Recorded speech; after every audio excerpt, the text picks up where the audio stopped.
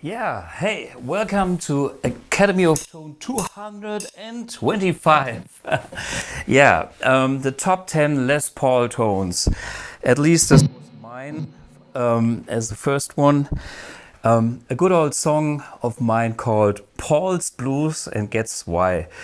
I dedicated this song to this guitar, a Les Paul. And I actually wrote that tune because I used it to demonstrate a Les Pauls back in the days. I think it was 2008 or 2009. So you can find that song on my album Soul and Pepper, studio version. And I think there's a killer live version on my best of, let me see, Paul's Blues. Yeah. It's the last track on the first CD, it's a double CD, and that's a nice live version of the same tune. Okay, Well, in our series about iconic guitars and their tones, today is the Les Paul, and I kind of like that series because makes me think about a lot of players and styles and tones that I associate with the Les Paul, and it's inspiring. For me, Les Paul is another iconic classic electric guitar. If it wasn't for the Les Paul, a lot of music would be missing. I mean, Jimmy Page, Led Zeppelin, Billy Gibbons / Gary Moore, John Sykes, Doc Aldrich, Warren Haynes, Al Di Meola, Joe Bonamassa, and of course Les Paul himself, Peter Green, Michael Bloomfield, Duane Allman, Dickey Betts, Bernie Marsden, and them all. There's so many names when I was thinking about the Les Paul that I had actually to take notes. And these were just the classic players. Then we have a lot of modern players as well, like Paul Landers from Rammstein, In Flames, Adam Jones of Tool, Zakk Wylde, Randy Rhoads, Neil Schon, and a lot more. So the more I think about a Les Paul, the more iconic sounds, and Tom Scholz, Boston, More Than a Feeling, and all these people pop up and are back in my head for how to describe it, for great tones in my memory. Good memories, good tones. Yeah, and the thing about Les Pauls is they are one of a kind. It's I'm a Strat guy. Everybody knows that, but it is a thing. The Les Paul always is kind of the queen. I mean, it has a certain elegance and a certain warmth and a certain richness in tone. It's kind of a queen in the state of the electric guitars. By the way, I see people making comments about their heroes in the chat here. Huh? Paul Rogers passed away. Wow. Really? You have to double check it because sometimes it's fake news. Anyway, you can double check while I'm talking. Before I will dive into the Les Paul, I want to tell you a little bit about my last Sunday, because last Sunday we had a nice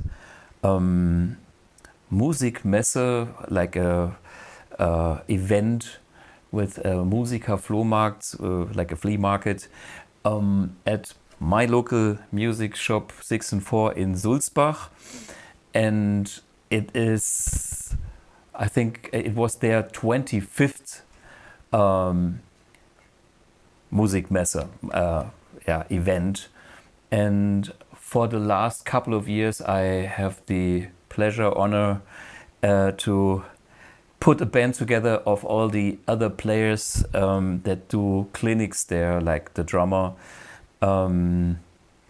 like the bass player, and all the people that were there.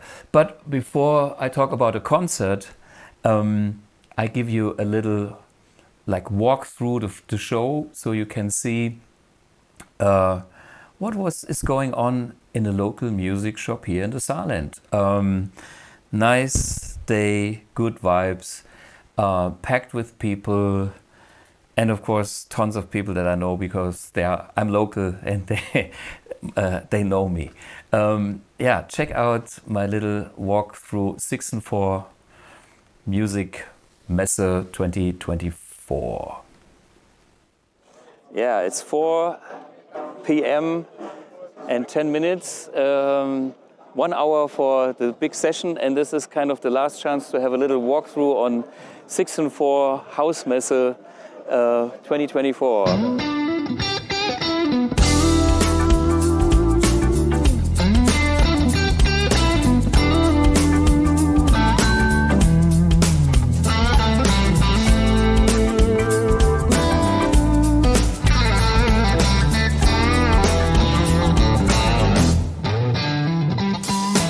This is the Musiker flea market with a lot of gear, used gear. Hey, wait a minute, I have to look at this.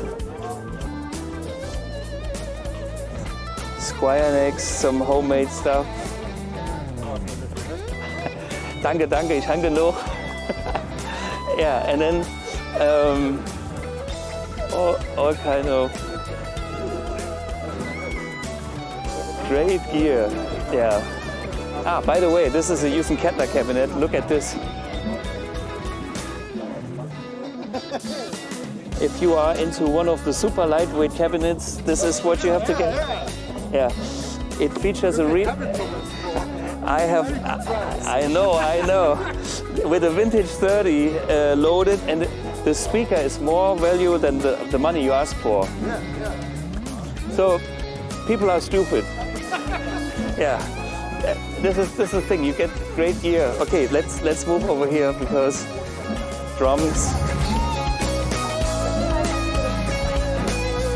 We have to greet this fellow. Uwe. Yeah, how are you? I'm fine.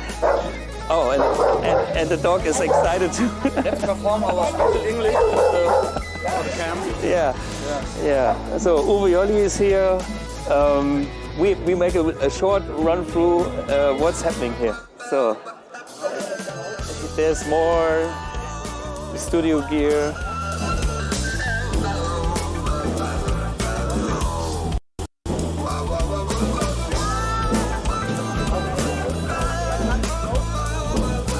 Yeah, of course the entry-level stuff with the practice amp.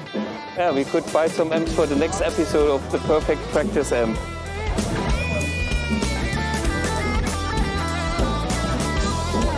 This is, by the way, one of my favorite equalizers.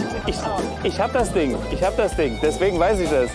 Finde ich super. Kostet nichts und ist auch gut. Ja. Hey, and here is some Jackson silent cabinet. Ich nicht. Ich find's so toll. Ich hab sowas schon. Aber es ist toll. This is another AMP1 user for the Academy. Yeah, we have a gig in Oktober. Hi. Moin. Reithalle Neunkirchen. Yeah, genau. So stay tuned. We will play in the Reithalle Neunkirchen. Reithalle, ne? Reithalle, right on. So this is a micro pedal board by Moore. Yeah, Moore micro pedal board with, tiny, smart, interesting. So what else? Come on. This is one of the ultimate cream machines. Ah, look at this logo.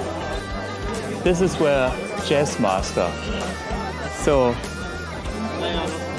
there was something about that logo. Okay, the Flyrig 5, which is a classic by now. Satriani, no, Stomplab is not the Satriani one, it's the digital one. Cool. Yeah. And by the way, this is the drummer that I will play with later on. We never met, only on the telephone, so he is kind of warming up. Let's see if he's. Oh yeah, okay. Could be music.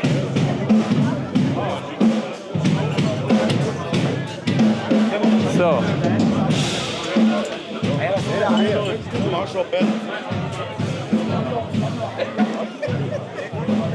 So let's go inside. This is the entrance hall. Tons of things that, well, I think we are more into the guitar department. Let's go upstairs. By the way, this is Heiko, the owner of 6 and 4. Welcome. Come on. Hi.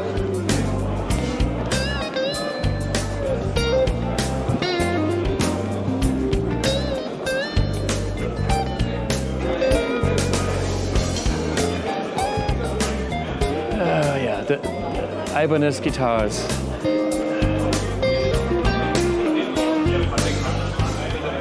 Then we have the Fender wall.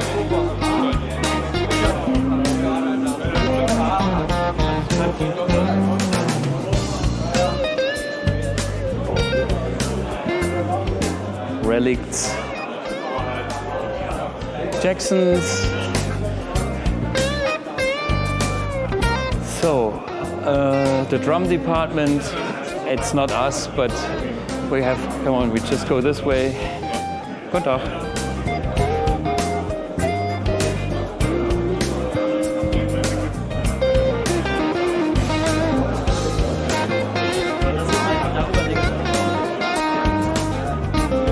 Hey! Und Marios Musikladen, ex-Mario, killer bass player. Yeah. You are on camera, we have to talk English now. What I do is I have a guitar workshop at home. Okay. So I build guitars, basses, and do some repairs thing. No shop anymore, but but he's still- experienced, yeah. He's still the guy. Sankt Wendel. Come on. Here, the acoustics. Rum, rum, rum, rum. The whole 9 yards in acoustic guitars. Of course, Martin. So, okay, this is, yeah. Next room, Ovation, Ortega.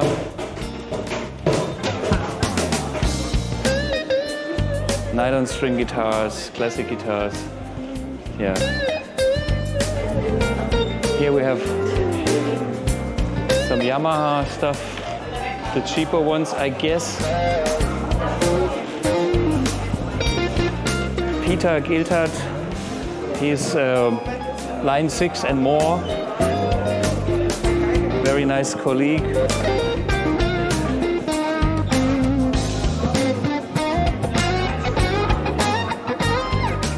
And Klaus Fischer, the bass player of the day, killer musician.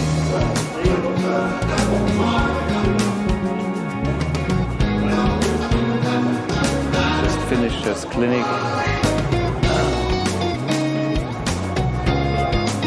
So, Victor, hi. Ich suche Sie gerade.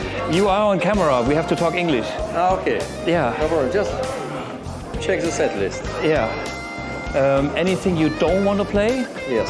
Okay, let me know. Half of this. No worries. No worries. Hey, by the way, you sounded killer. I heard a demo from upstairs. You're my favorite shredder Thank of you, all thank you. times. Yeah, let's talk on stage. Yeah, all good. Viktor Smolsky. There's the Gibson wall with all the expensive stuff.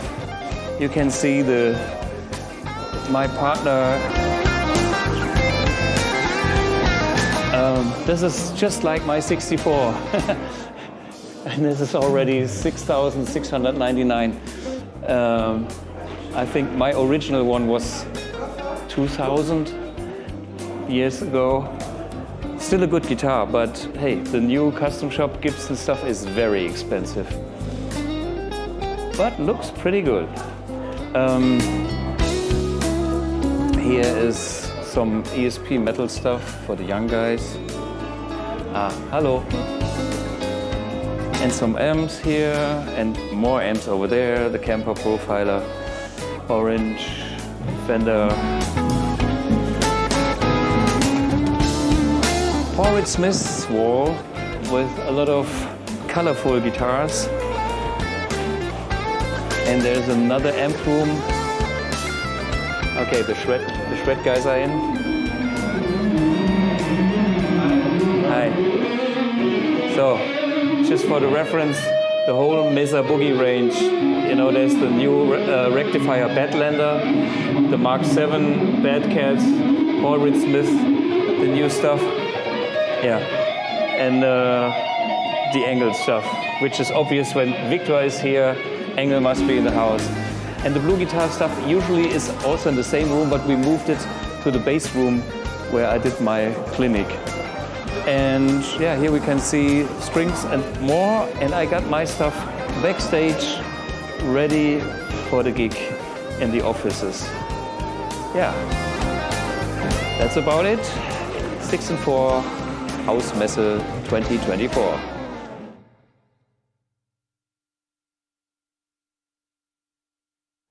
Yeah, a really great event with a great atmosphere. And of course, the legendary highlight was the jam at the end of the day with all the clinicians. Olli Rubo as on drums, Klaus Fischer on bass.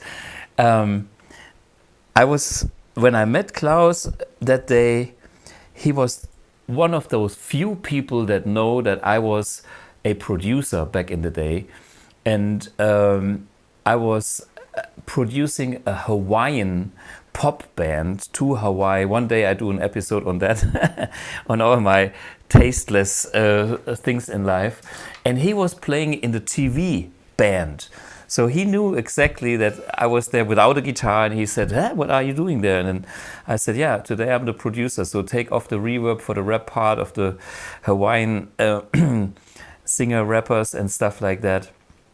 And then he reminded me of another session that I also was producing with a classical trained tenor and Elja Rowe. I've done things in my past I forgot about because they have nothing to do with what I'm doing lately. So this was kind of a nice one. And then, of course, in the band there was Viktor Smolsky. Viktor, if you don't know Viktor is a killer guitar player, a monster metal player. Almanac is his band, and yeah, he's also kind of Mr. Main Engel, like Engel amps from Germany. Yeah, he has his own signature model, and he works very closely with the company Engel. And then we had a female singer, Jenny Close, who did a great job. Yeah, I have a little snippet with the jam where whatever was happening. I don't know. Just enjoy watching.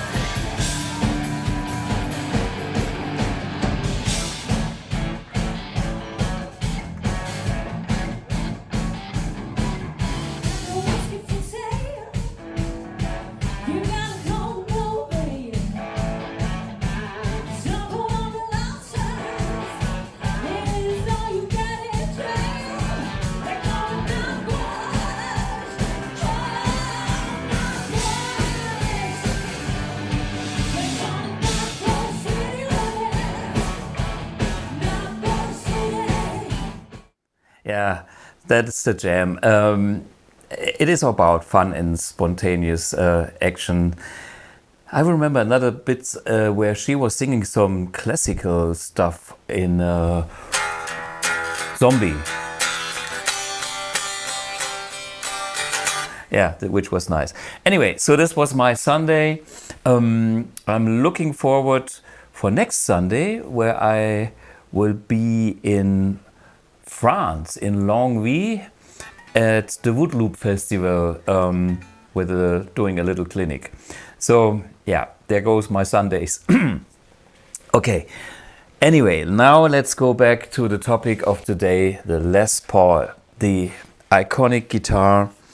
That is the queen of guitars. I saw what did I see there? There was a comment about the Strat is, what was it? Some like dry bread, and the queen is the and the Les Paul is. I think it was at the beginning of the chat. Where is it? Sahnetorte. Okay, Schärfentiefe writes, Strat is Knäckebrot and Les Paul is Sahnetorte. Okay, I have to translate. Maybe there is no translation. The Stratocaster is kind of that dry bread from Sweden. You get Knäckebrot. I don't know what the international crisp bread. Yeah. So that's a Stratocaster, and the Les Paul is kind of a cream tart, So, and there's something about it, because you can see the belly. It's, that top of a Les Paul rounded is already like a, nice full belly. Anyway, tone-wise, it's such a rich guitar. It is. I think that tone of the Les Paul, rock and some blues, would have never been the same without this iconic guitar and tone. And we have a few examples here we can talk about. But before we go into the musicians, let's talk a little bit more about the Les Paul guitar. There's two humbuckers. There is no guitar with no Les Paul with like HSS or anything like that. It's always two pickups. There used to be the 3 pickup version as well, but usually it's like 2 humbucker pickups or 2 P90s. This is when the Les Paul started in the early 50s. They used to have P90 pickups, which are single coils. And one of the most iconic tones done with such a guitar, I think it was a 1955, was David Gilmour on Another Brick in the Wall album.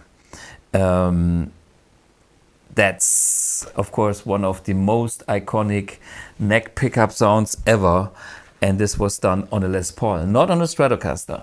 He plays that currently, or a lot, on Strats, but the original recording, and you can hear the sustain, because he used, of course, compressors, but that guitar also has that kind of inspiring tone for, the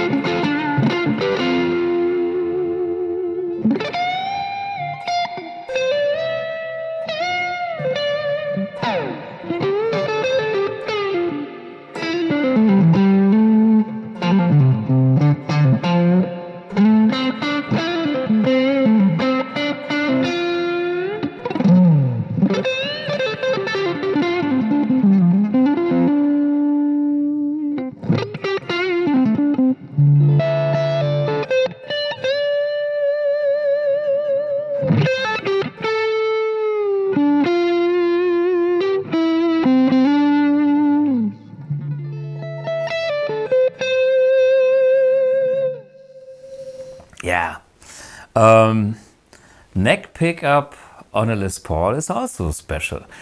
Okay, it's just one sound that comes to mind that I was deeply impressed by.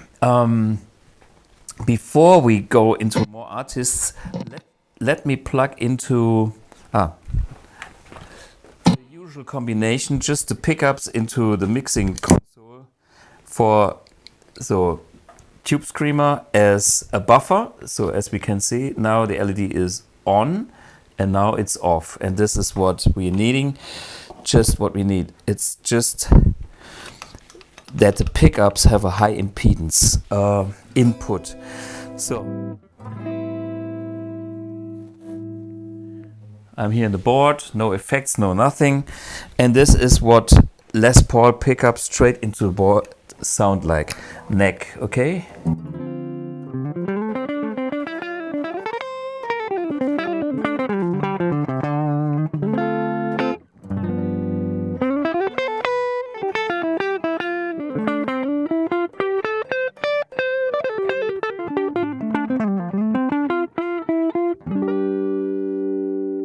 Okay, that's the neck position.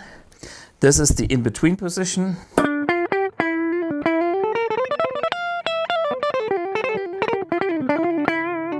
And that is the bridge position, or treble as they call it here.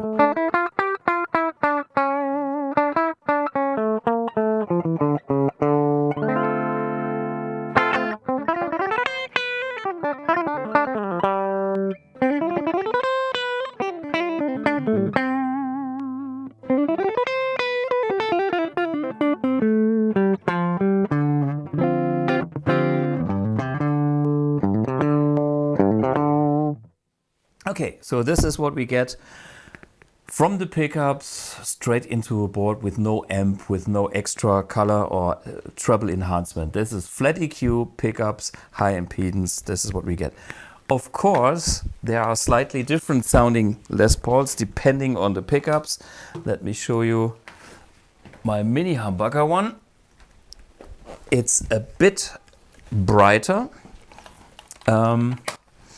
This is early 70s. Drop, I use this guitar.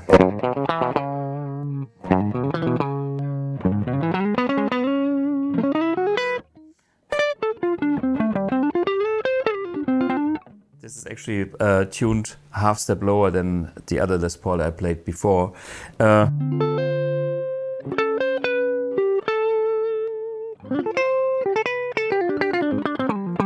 You can hear that the mini humbuckers are a bit more snappy already, even without the amp. Especially in between position. Again, bridge. In between. And neck.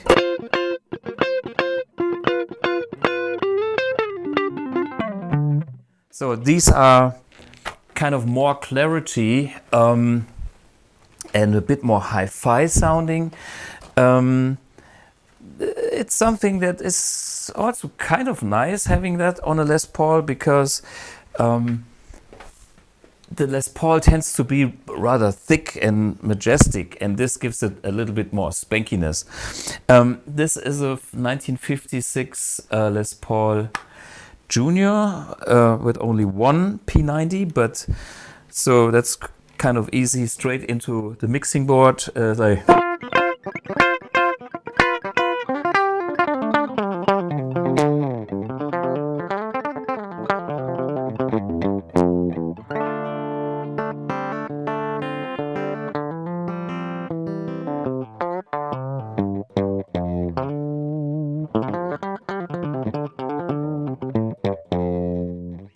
For me, also a great guitar, 1956. And here I do have a few more modern Les Pauls. This is the light one. This is a Les Paul Custom. I think it's a 1978.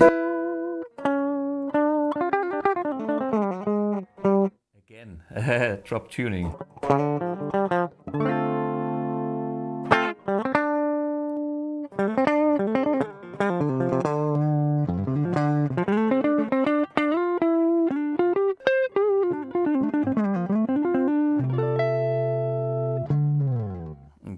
drop the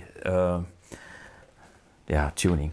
And here's a guitar that is a Les Paul Light 2013, and this one is not only thin, but it's also slightly modded to achieve a more transparent tone. That is already the neck pickup. So I mean, very no boominess and no dullness. In between and bridge.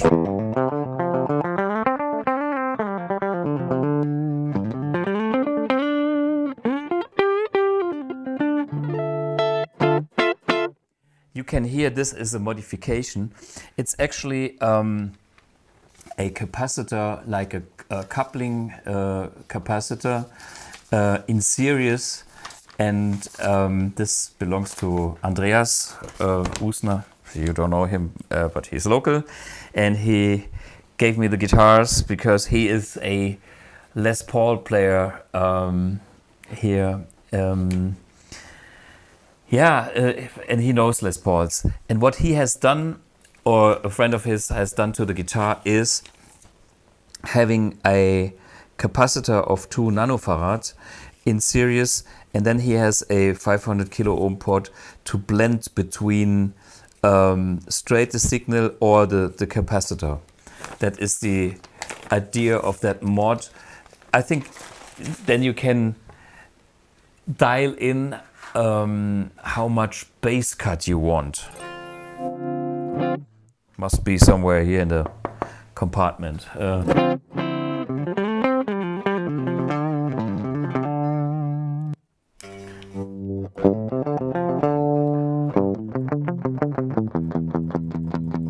But you can tell there's a lot of more clarity.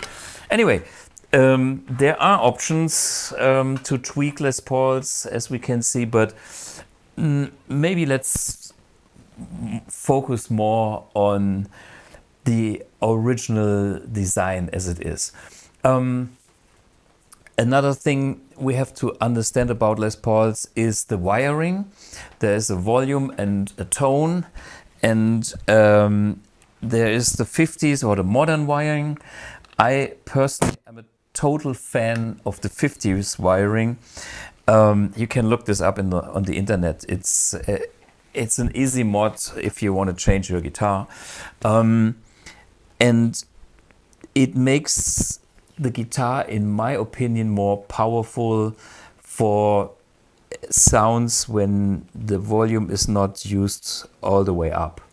When everything is all the way up, they sound pretty the same, maybe identical, but when you turn down the volume, you get a lot of different shades. I show you with the settings on the volume and even the tone controls. So that's the wiring thing. This comes alive especially with amplifiers that have some overdrive and gain, which I'm doing next. So get rid of the mixing console, input, high impedance buffer gone, mute.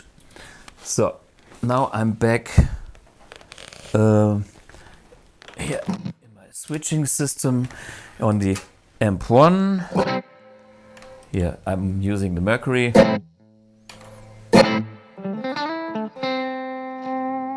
By the way, for the intro song I was using the Replex delay, which I love.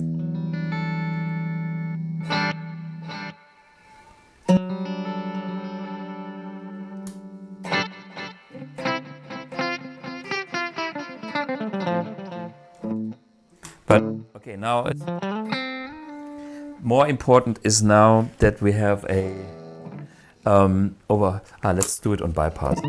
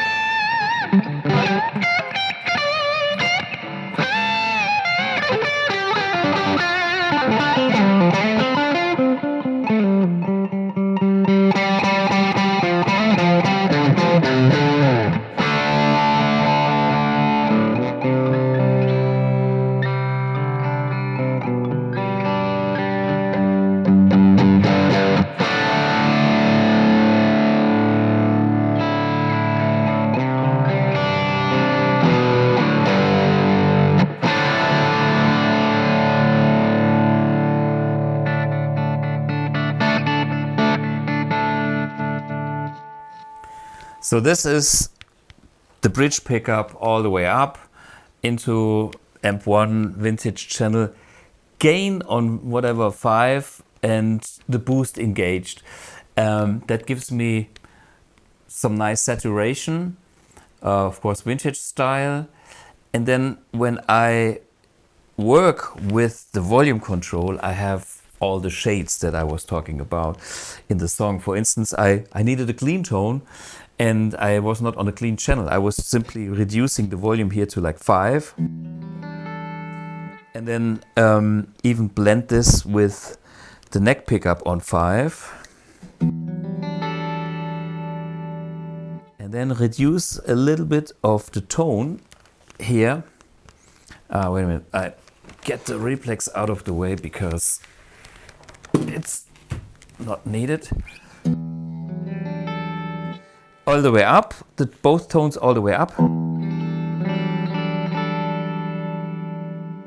And like to 6, let's put both to 6. It's actually not darker, it's actually brighter. Because that kind of reduces the mids.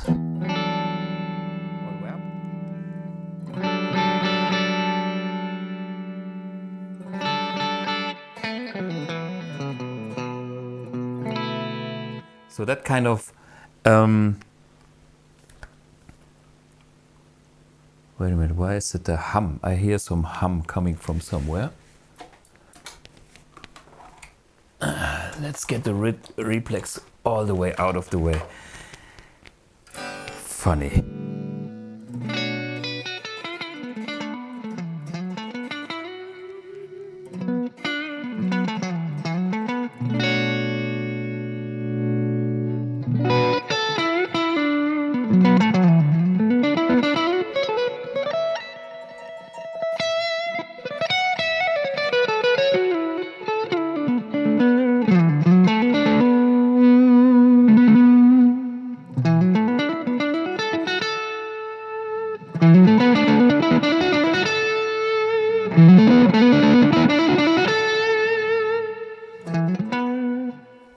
So this was kind of starting at 6, going up to 10 on the neck pickup, and you have a beautiful clean tone. And mind that my tone here is on 6. That is the 50s wiring. That gives me all the shades.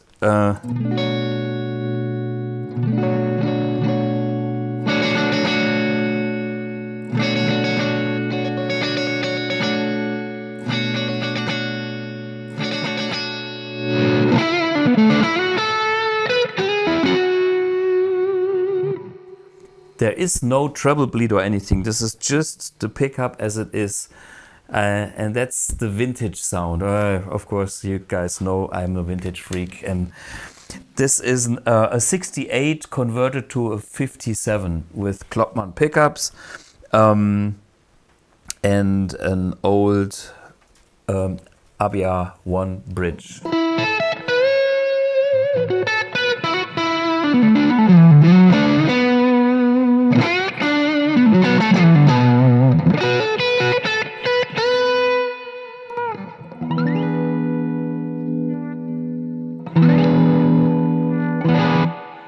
You can actually hear when I dial into 10 how it gets darker and thicker.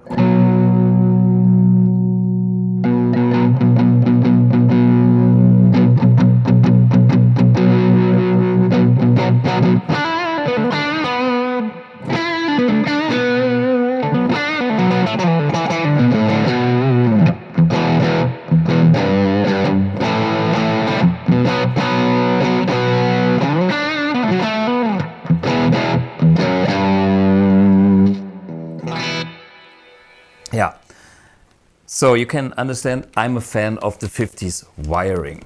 On a standard wiring, you would have not so much treble shades coming in. You have more like volume only, and that's it. But yeah, I'm a fan of that. Okay. I see the Knäckebrot cracker. Okay. Yeah. I have a little joke for the local guys. I mean, we all know this. This is Brot für die Welt, which is an organization like Bread for the World. Okay, and we have a friend of mine made a nice postcard saying locally Brot für die Welt, Kaffeestückscher für das Saargebiet, which means bread for the world and pastries for the people in the Saarland where we're living here. Anyway, good. So, and this is definitely Kaffeestückscher. This is the cream tart, Les Paul. Okay, talking about a few things on the Les Paul more beside the pickups is the Les Paul itself is rather heavy. It's known to be the guitar, you know, mahogany body, solid.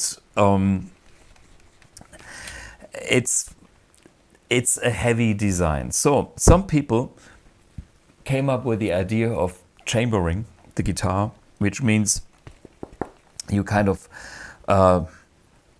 drill or cut bigger holes inside the body, and then you cover the top so you don't see it inside, but it's getting something in between such a hollow body guitar, which is a ES335, and a real solid body guitar.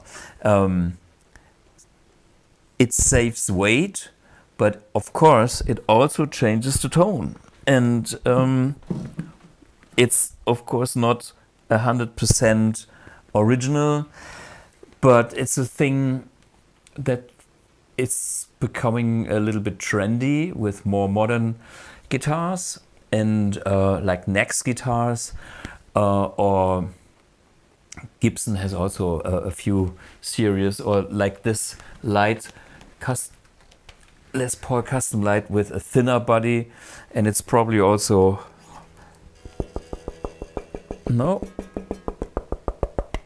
or at least I don't hear it. No, it seems to be solid. It's just a thinner body. So that's the thing.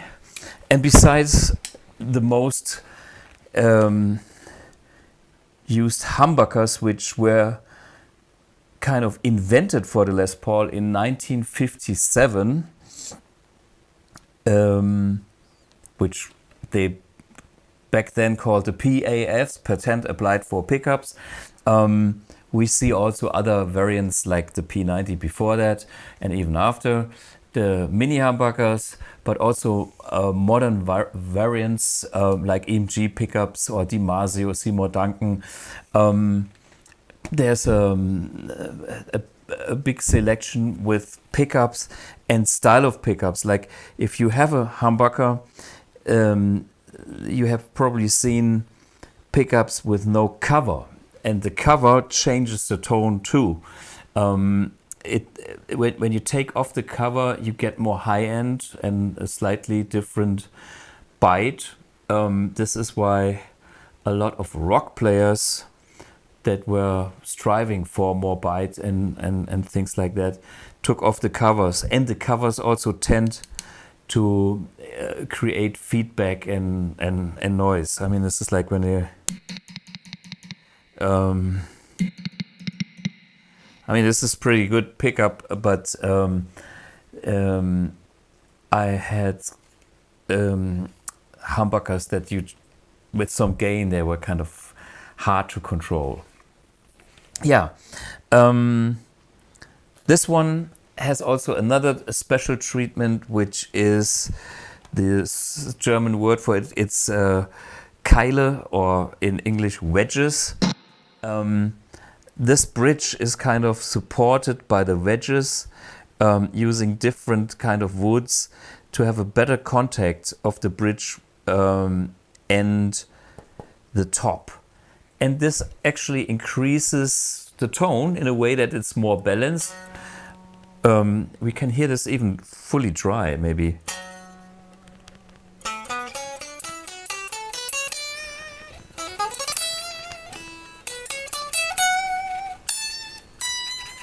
I think compared to non-wedged guitar, this one, it really is more balanced. Every note is kind of more, there's no dead spots anymore, and it's more alive in a way. I found this a very nice thing, and Peter Weihe, German studio guy, did that on my guitar, and I was so happy. I just said, leave it, it's done. So this guitar was gaining some quality. By the way, if you are interested in this is done by Number One Guitar Center Hamburg, which I go to regularly because I'm also the host of the World of Vintage Guitars, where I demonstrate some of the best guitars and of course Les Pauls. And here I have a little clip that I wanted to show you. Maybe let's hear the 59. This was an all original 59. It is restored, refurbished in a way, but it's all original parts. And that's probably the best sounding Les Paul that I have. Yeah, check out a few notes on this magic guitar. 1959, the real deal, burst. And this is a particular good one.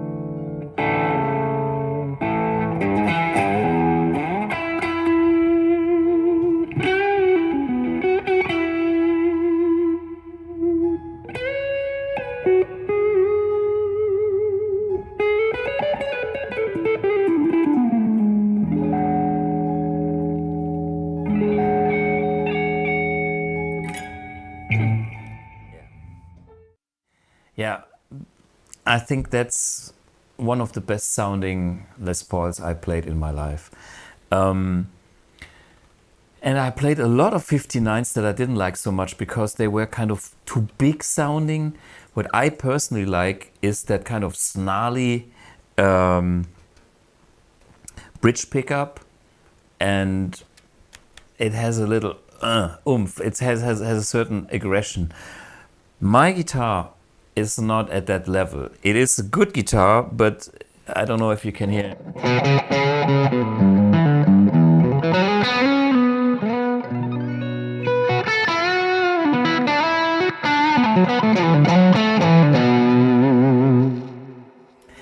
It's pretty nice. I used my amp here to kind of get a sweet spot for this snarliness, but this guitar is a little bit nicer than that 59. Anyway, I have done another clip with that 59 versus a 55 using P90 pickups. Check that out so you get an understanding of the difference of the pickups you get with Les Paul. Hey, this is Gibbs Sunday. Some of my favorite Les Pauls here in the house. 59 with a Bixby, a 60, a 55 all gold, and the real deal 59 here. Hey, listen to this. All gold. I love that guitar. And I love the burst as well.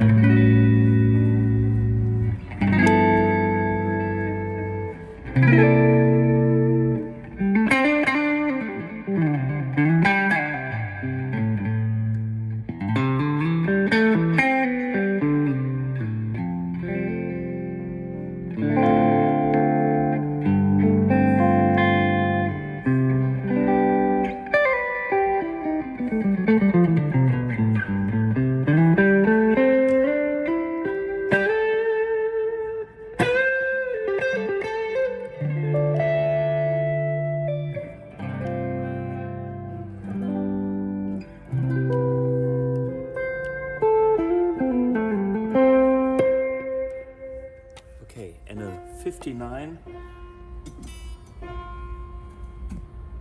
just to compare.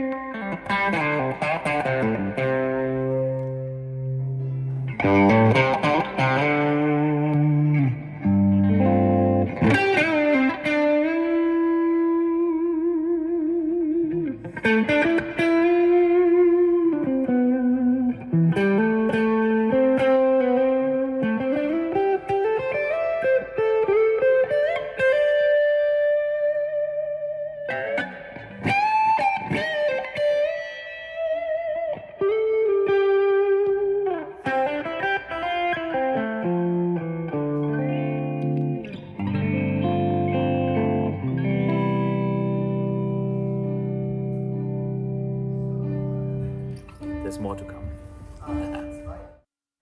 Yeah, I mean, once you have the A-B comparison, I think the 59 wins. Even though the 55 is a great guitar, and it's very musical, inspiring, but the 59 is kind of, you know, next level. There's another guitar I want to show you. By the way, it's all Goldtops here. The next one is a 57 Goldtop, which is maybe number 2 in my list of best sounding Les Pauls for my personal taste. And then we move on for other sounds as well.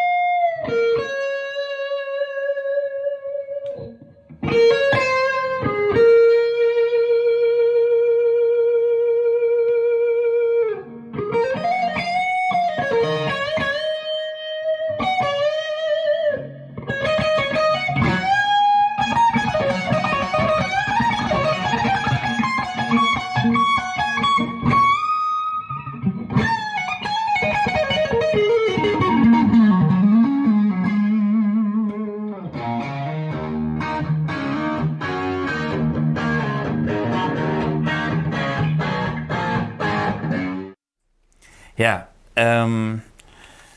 some days I think that 57 is my favorite. Another day I think the 59 is my favorite. Anyway, that is my taste. We can talk about a few players. I see a lot of comments here that I want to answer. Do I like lighter Les Pauls or do I like standard weight? I like heavyweight, or for the tone, of course, I like the standard weight Les Pauls. They shouldn't be over heavy. I have to admit that heavier guitars have more sustain, but you could see those guitars that I was, here the 59 and 50s. They are normal weight guitars. They are not light, but they are definitely not heavy. They are great, normal weight Les Pauls. So if they are too light, they lose that Les Paul quality, in my opinion. Okay,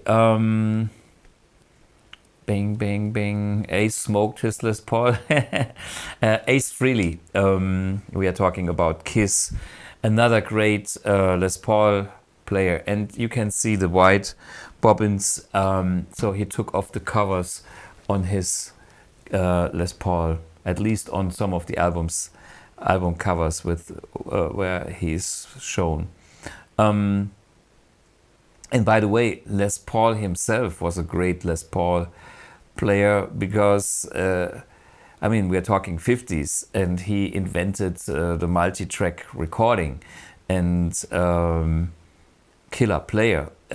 He was into a lot of high-end and clean tones and sparkling things, not that thick, round jazz tone that a lot of other players associate with Les Paul.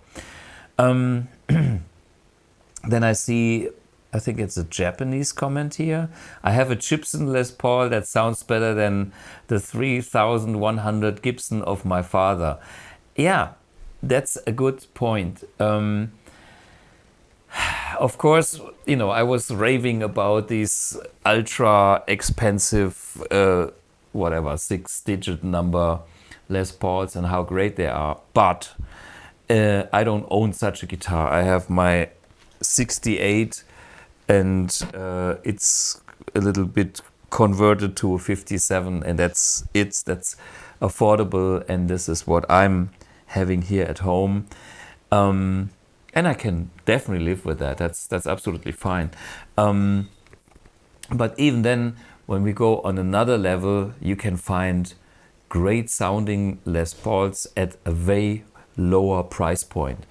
We definitely know that Epiphone is on the market, but also like more modern designs like Nex guitars, they are into Les Paul style guitars with better tones and not that super high-end custom shop price point.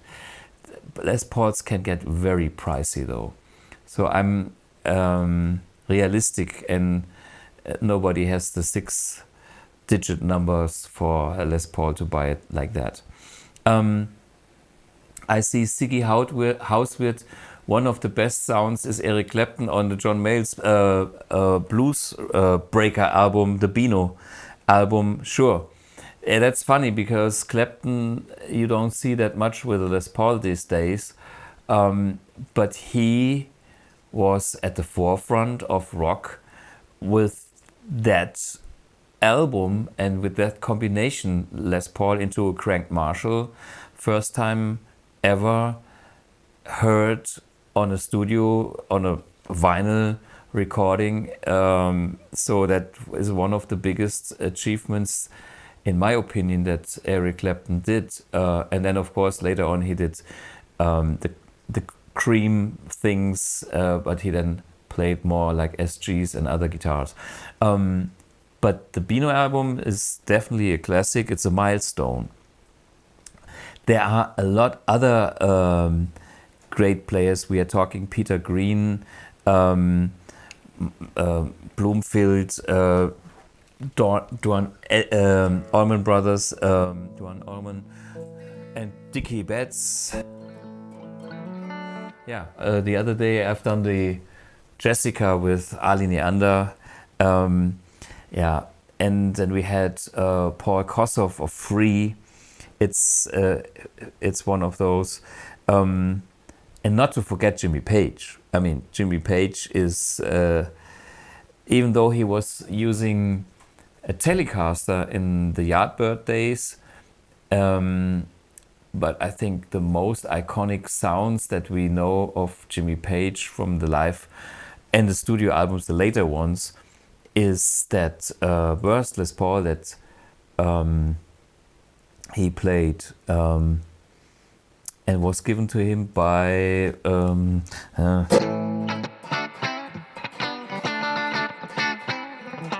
what's his name?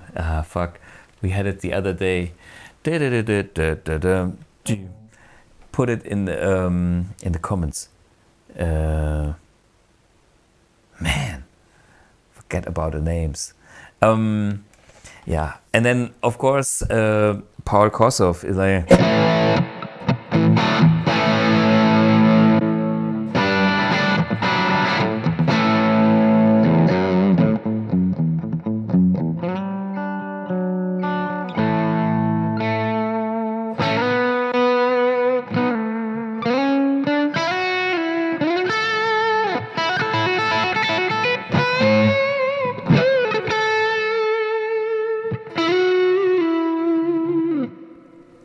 These tones were not too high gain. Joe Walsh, thank you. Uwe, Johann, thank you. And Mario, Joe Walsh, of course. Yeah, Neil Schon of Journey in the early days, Les Paul. So melodic. And a lot of rock players, I mean, Randy Rhoads and a lot of these. Yeah, and then I see the comment here. Maybach Leicester is also a modern, more affordable version of Les Paul, the German brand Maybach. Like Alex Beirut plays one of those, and I have done a little video on a, what was it, Rheingold, because I love the gold ones, which I also liked. It's not. It was a killer looking like relict Les Paul, but yeah, it was not the 100% authentic powerful tone, but therefore it was way lighter, and yeah, it is a modern alternative, super cool looking, would be cool. And here of course we have Slash. Slash is maybe the name that brought the Les Paul back. The Les Paul had a strange history. I mean, it was used by Les Paul himself in the 50s, and we saw a few players in the 50s using Les Paul, and then suddenly the Les Paul disappeared from the scene, so to speak. And then Clapton with the Beano album brought it back. And then we have a huge revival of the Les Paul in the 60s. And then it was the weapon of choice for a lot of players in the 70s. Peter Frampton, Ace Frehley, Paul Kossoff, Jimmy Page, Billy Gibbons, Gary Moore, John Sykes. And then it kind of went out of fashion with the hair metal thing, because it was looking too traditional, and it was still used in the studio, but it was not the hot thing anymore. And Slash was the guy that brought back the traditional Les Paul, as it should be, a Les Paul, into the mainstream of guitars. Like, there's a Stratocaster, there's a Les Paul, and then there's a Tele and all the rest. And this is a big achievement of Slash for the instrument, to bring it back into the focus.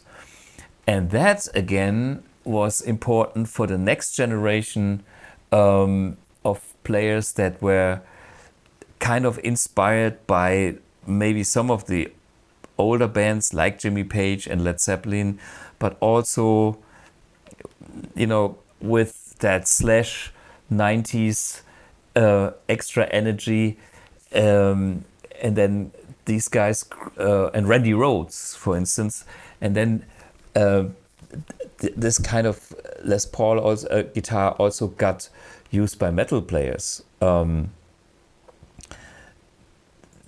yeah, I see AC/DC Lester William Polsfuss is Mr. Les Paul himself. Yeah, what a name. And John Sykes is a killer. Zach Wilde, of course, is unbelievable with Les Paul, with his kind of where's his iconic look? Here I got the MXR Zach Wilde overdrive, swirly, girly, funny cosmetics. It's kind of a tube screamer style boost. Yeah, and here we come with a lot of different sounds, but I have actually 2 videos that I have done with friends of mine, real Les Paul experts, and the first one is Gregor Hilden. Gregor from Münster, Germany. He used to have and play and record music with an original 1959 Les Paul that he bought when it was still affordable, and finally he sold it because he got too much money for it, kind of, and went for a 68 like mine. Here is his story, and here is also his top 5. I think he gave me 5 of his favorite Les Paul players. And then after him, we have the next. But first, enjoy Gregor Hilden. For me, Mr. Tone on the Les Paul. Beautiful touch. Yeah, enjoy. Gregor Hilden.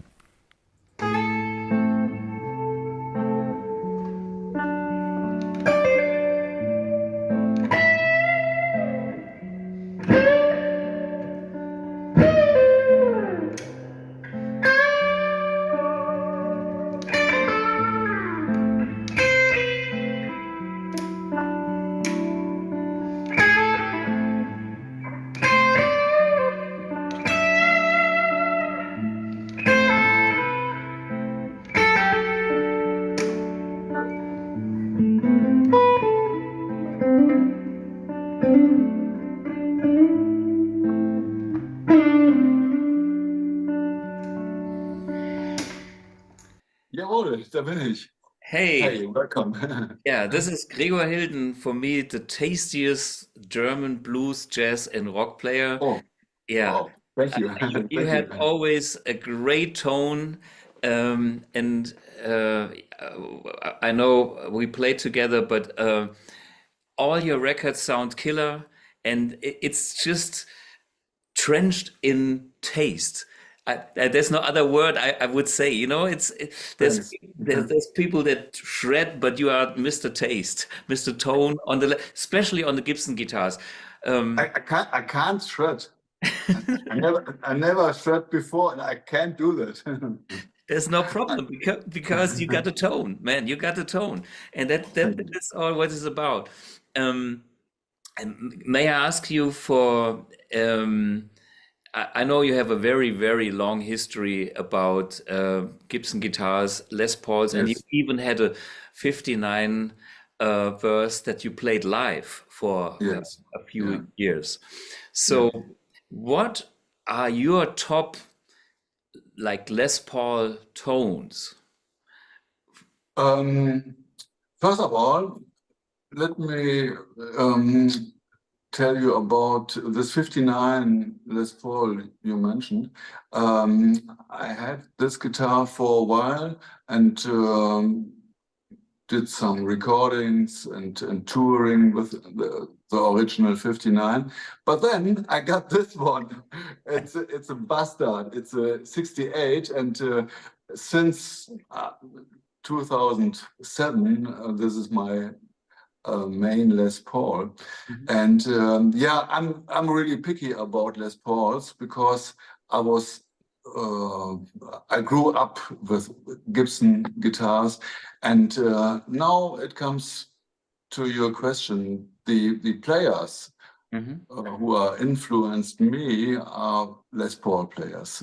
Right. Mike Bloomfield, Peter Green, Dickey Betts, and I can show you my 5 top players, and I can start a little bit with the earliest influence I had. Right. And I will show you on my computer. I have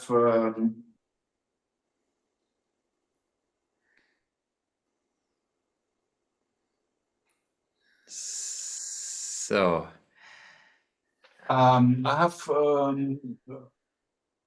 listed my really first influences. influence, Yeah. which is Mike Bloomfield.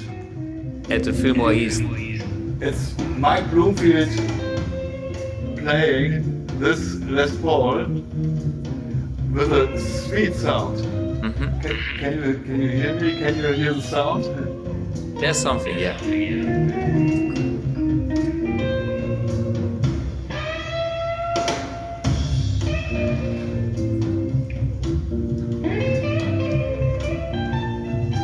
Okay. He's playing the Les Paul straight with no effects into a Fender twin reverb, and I think it's like always important. This sweet sound, of course, it's the guitar and the amp, but it is his playing too, which makes sound good. I think And this was one of the first Les Paul sounds I've heard when I was 16 years old, and I was really thrilled about that, and I was amazed, and I learned this solo from the beginning to the end. Yeah. And then I showed up on the local blues session, and I played the solo, and I didn't tell nobody that I stole it from my blues kit. And the people, the old guys, saw me, the 16-year-old guitar player, playing this solo, and they are really, shocked. They are flashed about that. And so that was my first influence. Then later, I found Peter Green, and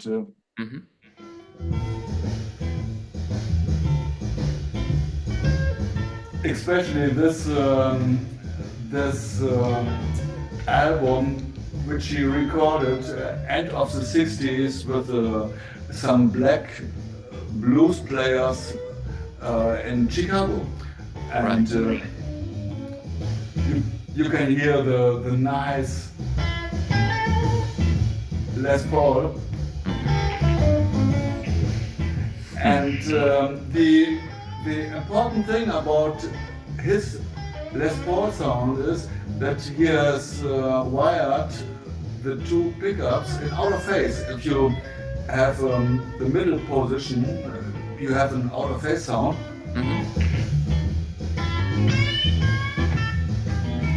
And you can hear that little nasal sound, little honky sound, which really works best if you have a little bit crunchy overdrive sound, like you can hear it here. And his phrasing, and also he's playing just a Fender Deluxe reverb, a little bit cranked, and it's just a sweet sound. Yeah, beautiful. Yeah.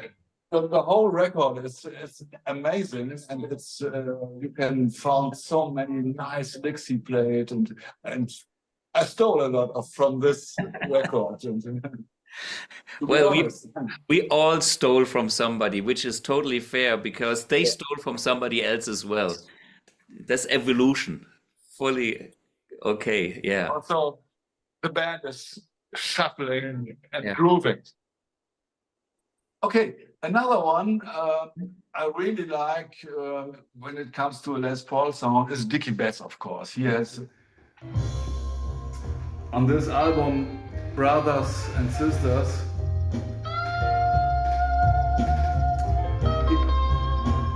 On the slow blues. Jelly, he plays fantastic guitar.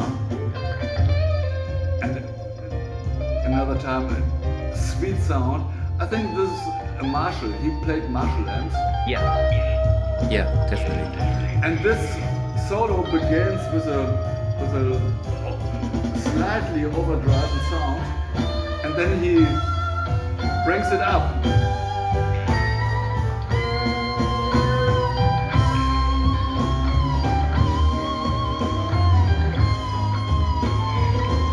And then it comes a break.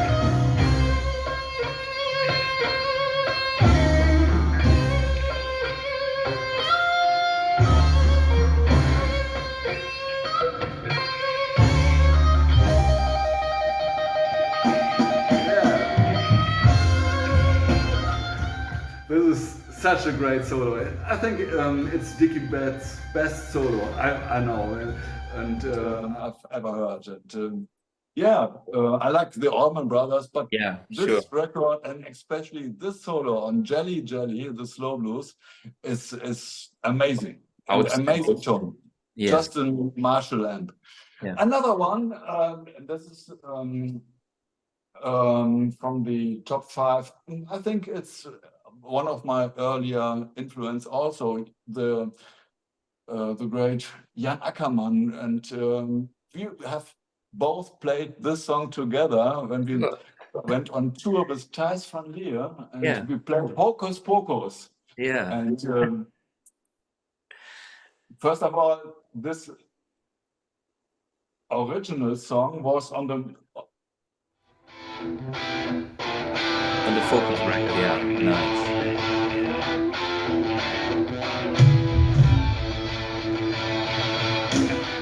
It's just crazy, it's wild, and it's a great sound.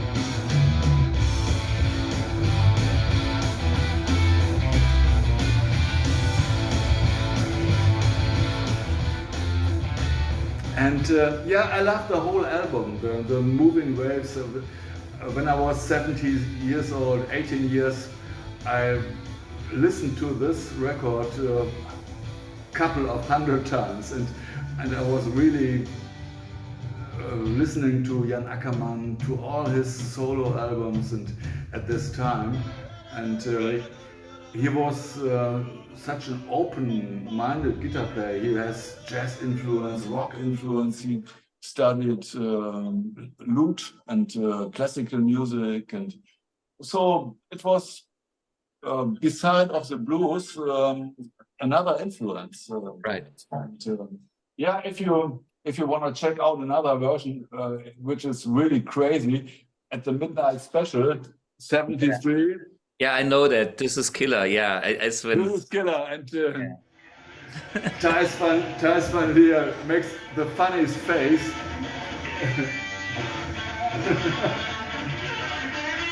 In the intro. Unbelievable. And then they play at the double speed.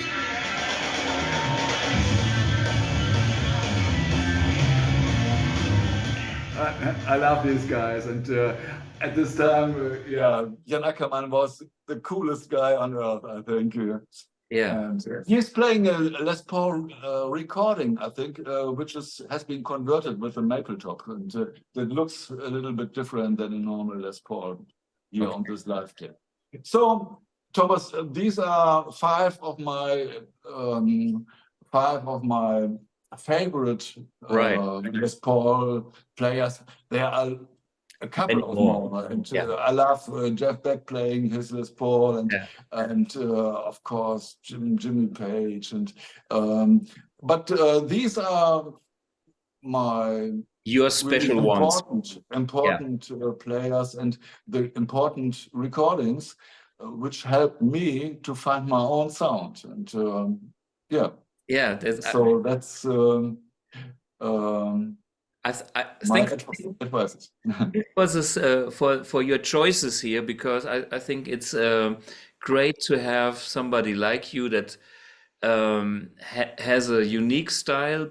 Of course, the style comes from these roots, but there's a few things that I would like to ask you. I think when playing a Les Paul, to make it sound sweet, you don't hit the guitar too hard. I mean, when I watch you, you have a very dynamic way of playing.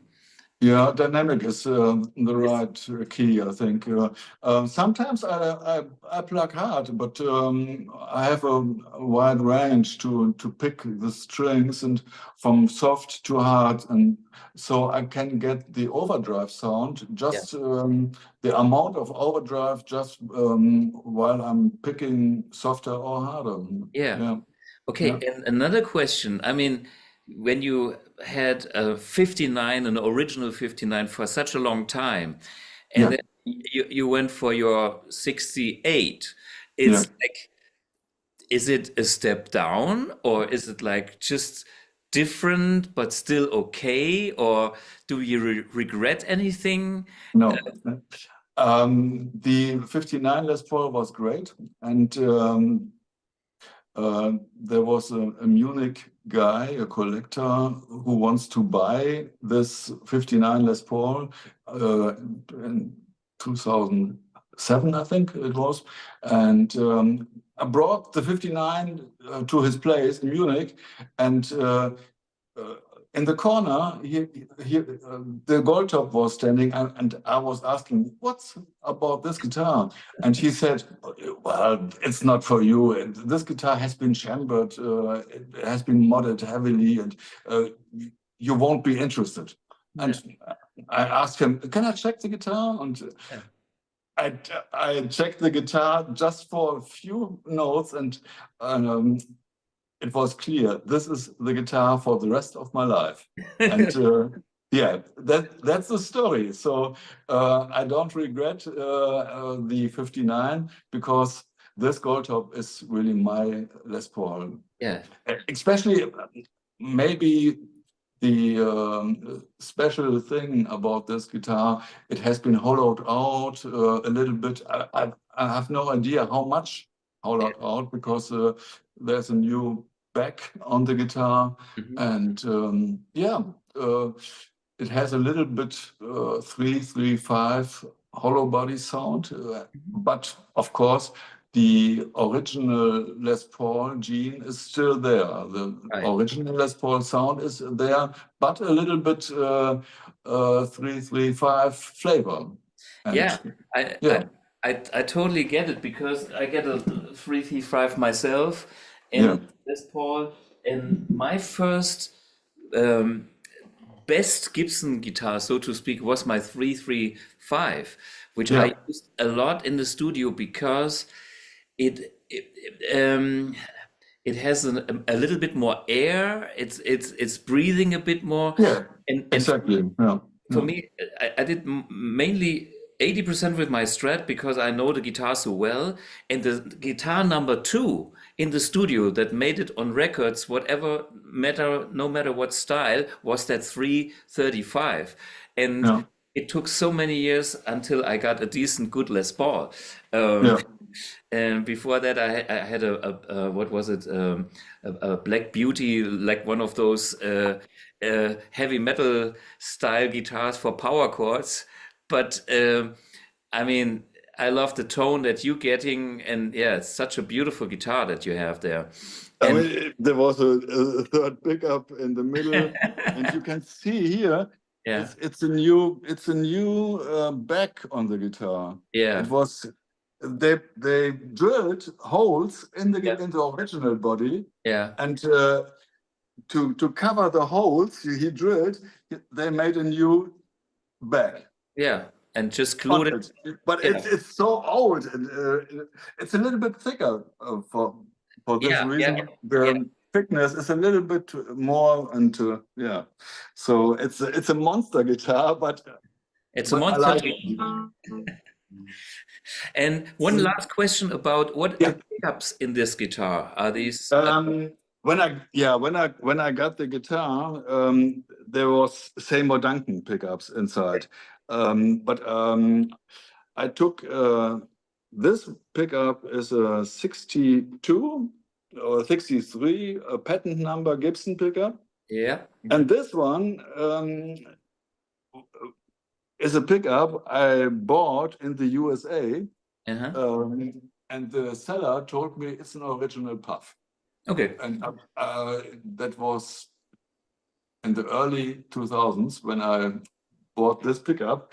He told me it's an original puff, but it was only $800. So I'm still in doubt that it's really an old puff, but it doesn't matter for me because this pickup in this guitar sounds amazing. And I have no idea if it's real or not, because I don't want to screw it out and check it from the inside, because I love it like it is, and I don't want to make anything change or not working because open and the pickup. It's always difficult. Yeah. Yeah. Hey, thanks, Gregor. This was killer insight. Thanks for having me. Yeah. And for the guys that want to check out more about Gregor Hilden, he's got a website, he's all over YouTube, and he has a fantastic channel where he does all kinds of demos on guitars, vintage gears, amps, and stuff like that. And my organ trio, I play a lot of live, and that's what I want to do in the future even more. I want to play more gigs, and I want to do less business in the future. Yeah. Okay, so go and see Gregor live, especially when you're in Germany or near Münster. The chances are higher. It's definitely worth checking out. Always a great tone and always very tasty music and a lot of cool improvisations. Okay. Thank you. Thanks, Gregor. Thanks, Thomas. Thanks for having me. Yeah, cheers. Pleasure. Bye-bye. Bye.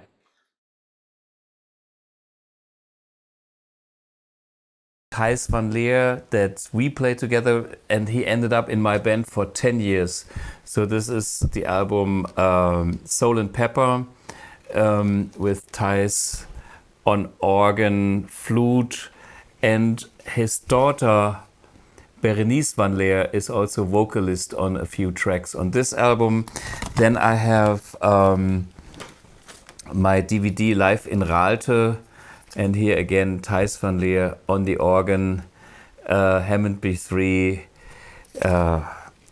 and of course on the Best Of album here is also Thijs van Leer. If you are into good music, progressive music, give this a listen and check out the original Focus,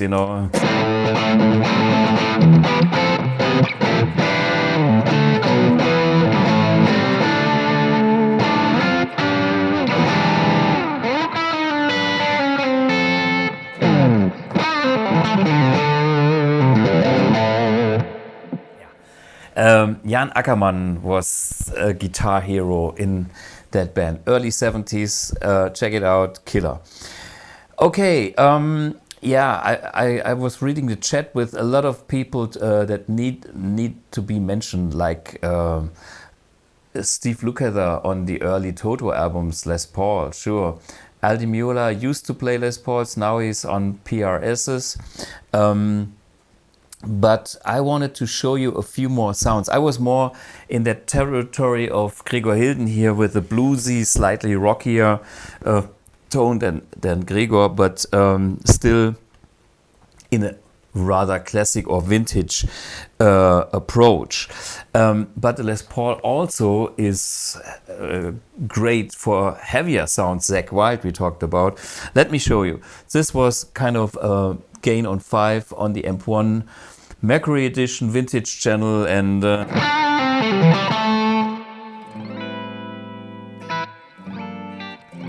from clean to mean, and it sounds 5 middle position, nothing special, all the usual stuff, reverb, and that's all I have.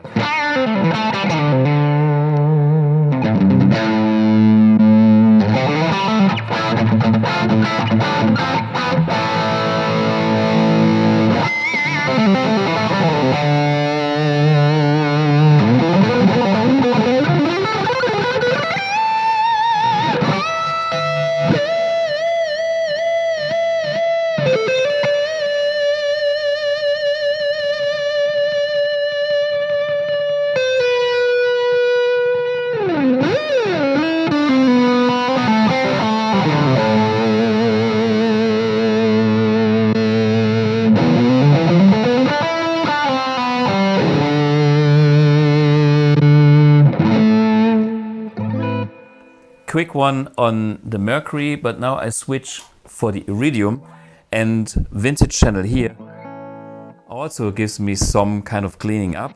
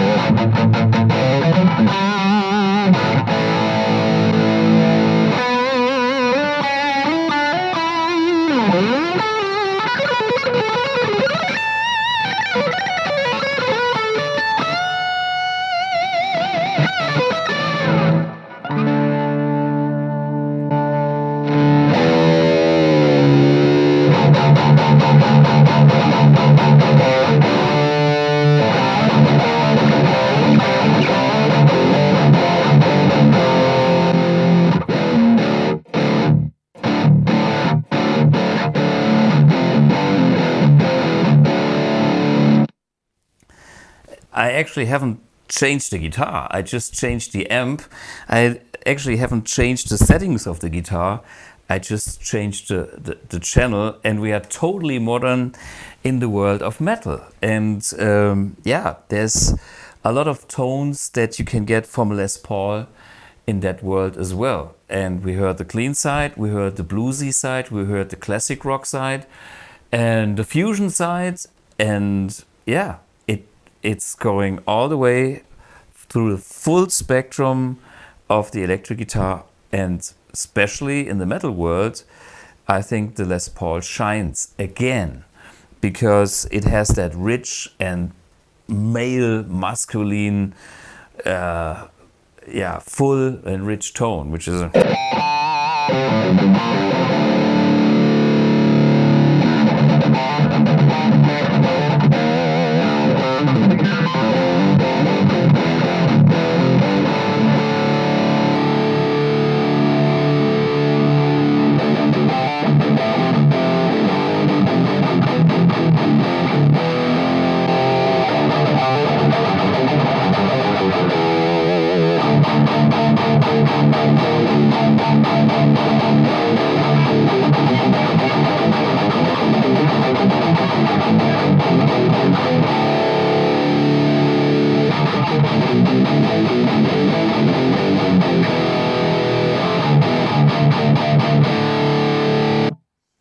the same guitar. Sorry, guys. So it is way more versatile than you think. And here again is my challenge. If you know a guy that does all the sounds with a Les Paul, like I do all the sounds with a Strat, I would love to have the challenge so we can compare this kind of thing. I'm not the Les Paul, I'm the Strat King, but I wanted to have the Les Paul King, and we should be fighting for who's got the best tones. If you're here, let me know in the chat or in the comments later. Or who could it be? Then I can try to contact him and yeah, try to get this challenge going. So metal sounds, Rammstein, Paul Landers is one of them. Then we have In Flames, Adam Jones of Tool, and yeah, and then there's the huge crossover with all the Aussie guitar players. We are talking about Zakk Wylde and all the guitar players in that kind of Aussie hard rock, or John Sykes and you know, Bernie Marsden. In Whitesnake there were also a lot of Les Pauls being used from the traditional old Bernie Marsden blues lineup to later ones with yeah, all great. You could crush Jared John Nichols masterclass in Cologne after Summit. Hey, I'm actually playing with him. This is Guitar Summit in 2 weeks, And Friday night, I'm invited to join him when he is doing his concert.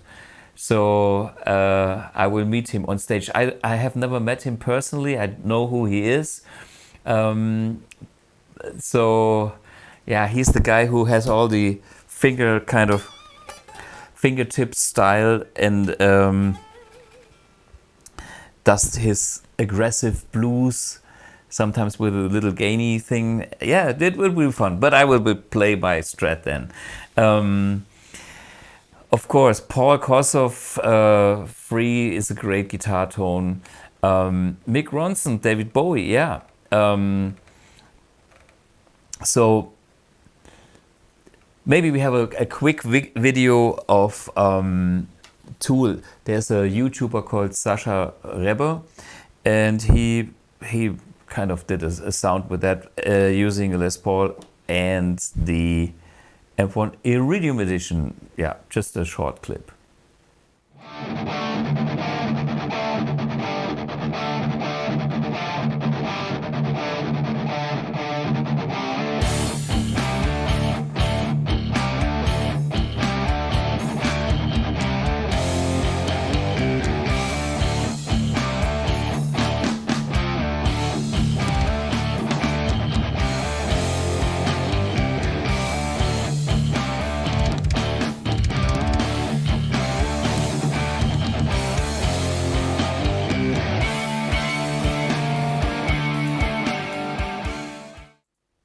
Sasha Rebber. I have a few other Les Pauls here in the studio. We heard my classic vintage style Les Paul doing modern sounds, but we can go even better for that with like a Black Beauty, like a Les Paul custom. So here we are.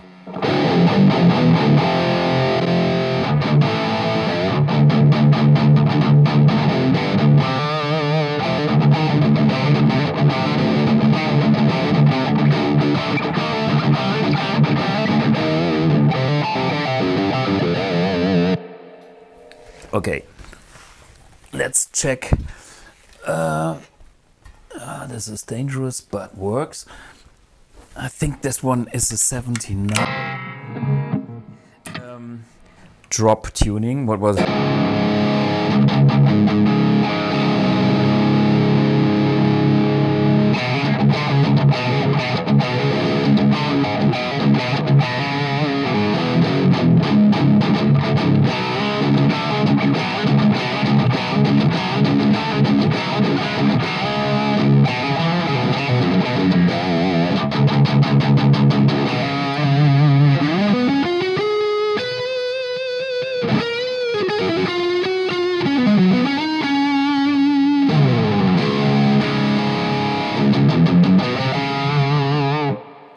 Yeah, I used to own one of these as well when I was doing session work. I sold it because I didn't want to have too many Les Pauls, but I have to admit it's a great thing. Ebony fretboard, and these pickups, they also have something special. I used such a guitar for power chords, and you can tell why, because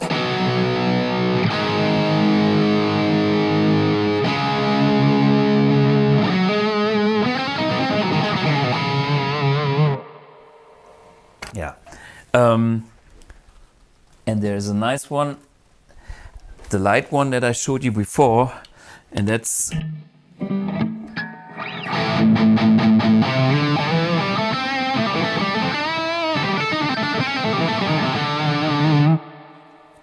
maybe you can tell, even with this amount of saturation, that the more heavy custom, the not light one, has more balls and yeah, more sustain and more John Sykes and riff energy. Yeah, so if you want to listen to a few more great Les Paul tones, I have done my Gary Moore episode with the Les Paul and the Strats, but I think the blues period with the Les Paul, I nailed the tone pretty pretty close. Still got the blues. Yeah, I think there's so many more guys. Doug Aldrich, for instance. Last year I was meeting him. I was playing the Strat. He was playing, of course, the Les Paul, and he enjoyed my playing a lot. And you know, this is a small world. We all kind of collide and share and have fun together. Nice people, by the way. Yeah, Joe Bonamassa. Nobody talks about Joe Bonamassa tonight. No, he is another ambassador of the Les Paul. I mean, he buys all that expensive stuff. I have met him when he bought a 1960 and he showed it around, and he has a huge collection. He has too much. Yeah, money. This was in LA. Probably also some famous guy that had the guitar that he bought it from. And he knows how to make a Les Paul sound like a Les Paul. Yeah, Simon McBride is a PRS guy. Yeah, but you know, the PRS is of course very heavy influenced by Les Pauls as well. Yeah, and Giffy says Ben is Ben in the chat maybe? Ben is here. Okay. Hi Ben. Yeah, you are here. By the way, Ben is a great Les Paul player too. When we play, we play Strat because we just recorded our album with 2 Strats, but he was more into Les Pauls than I'm personally am. Although I have to admit I'm fascinated by the Les Pauls, but Ben knows also how to deal with the Les Paul and make it sound great. And by the way, guys, we are going on tour in November, so check out for Blug, Granfeld and Engelin tour in November. But I will make more announcements about that as we're getting closer. There's a full 3-week tour coming up in November. I'm still not sure what we are doing with the live streams then, because we will be on tour. Probably will have some with the phone recorded, because it's all new songs, all original tunes, a lot of great vocal tunes with Ben. Maybe I try to do some harmony vocals, which is not my specialty, but I will do my very best. And we have some killer instrumentals. Unfortunately, no UK tour. But Ben is talking about a Scandinavia-Finland tour. So yeah, guten Abend, Ben. Nice to meet you. So anyway, Les Pauls and more Les Pauls and nerdy things and practical things. What I like about Les Pauls is once you think about the instrument and you talk to people like Gregor Hilden, so good memories of great tones come up, and it's one of the most iconic guitars.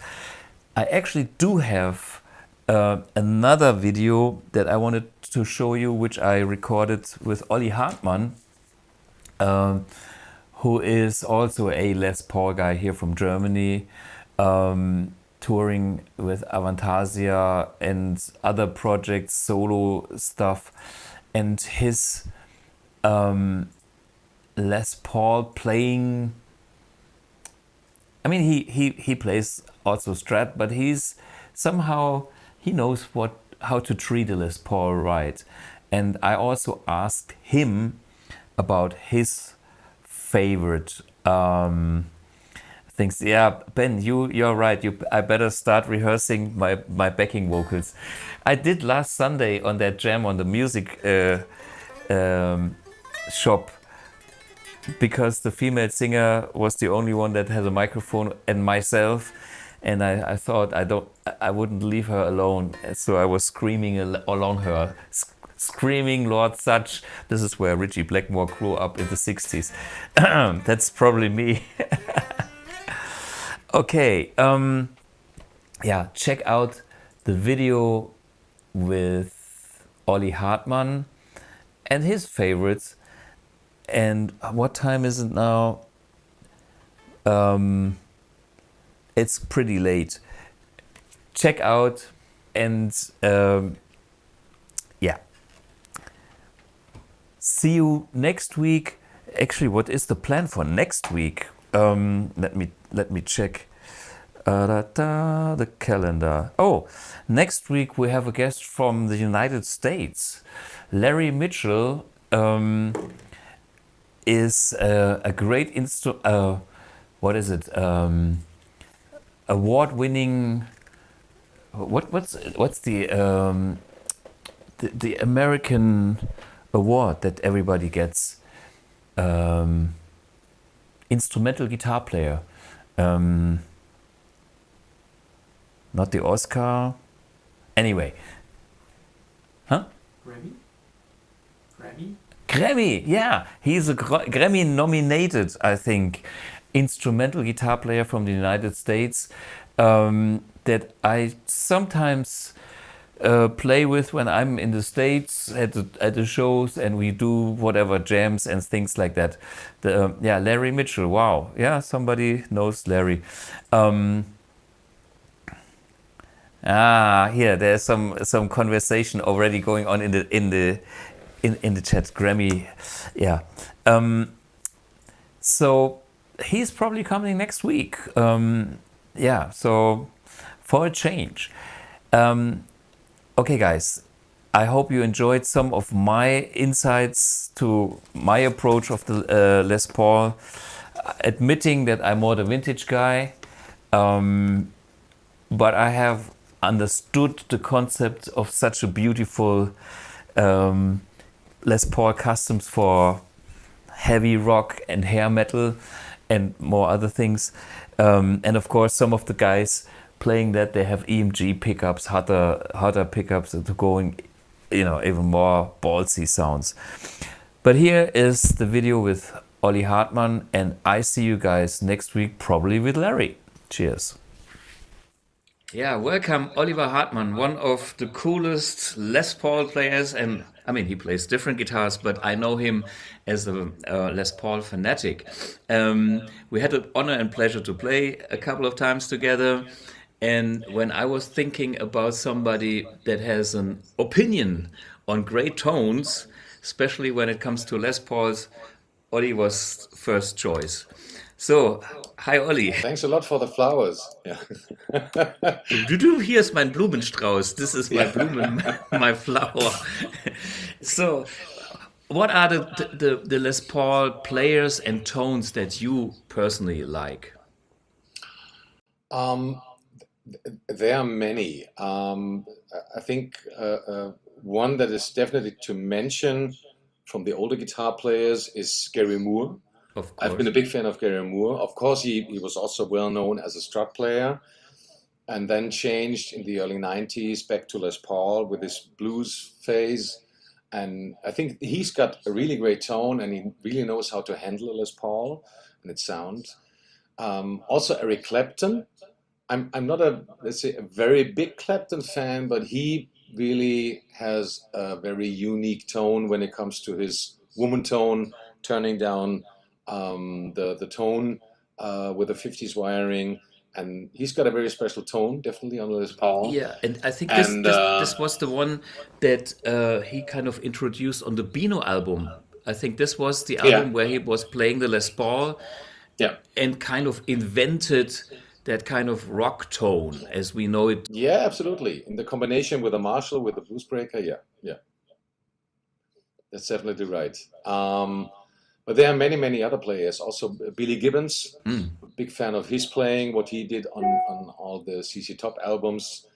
He always had different tones over the years and decades, but he has a very special tone and really knows how to use a Les Paul, especially when you listen to the older albums. Right.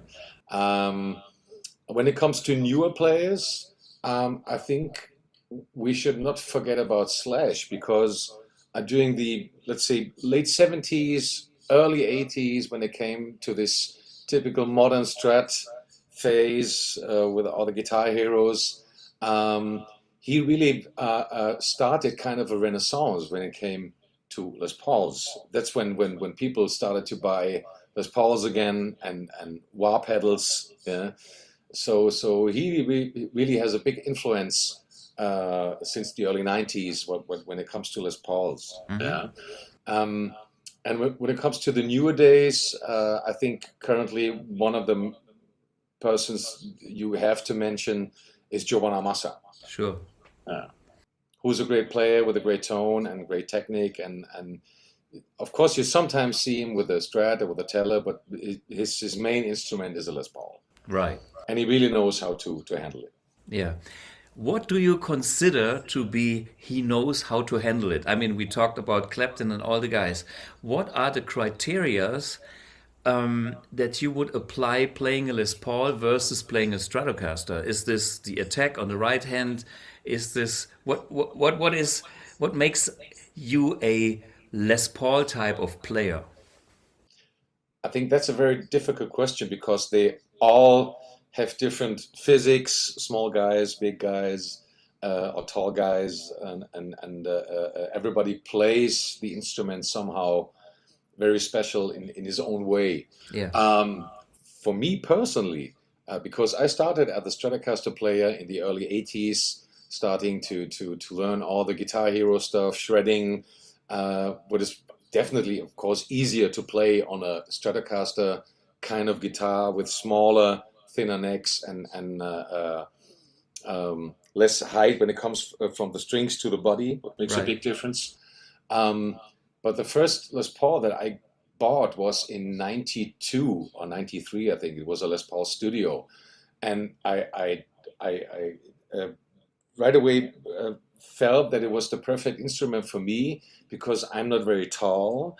And the smaller scale, the neck construction with a bigger ankle was for me perfect regarding of the playing when it came to different things, especially when standing on stage and not sitting. That's a big difference.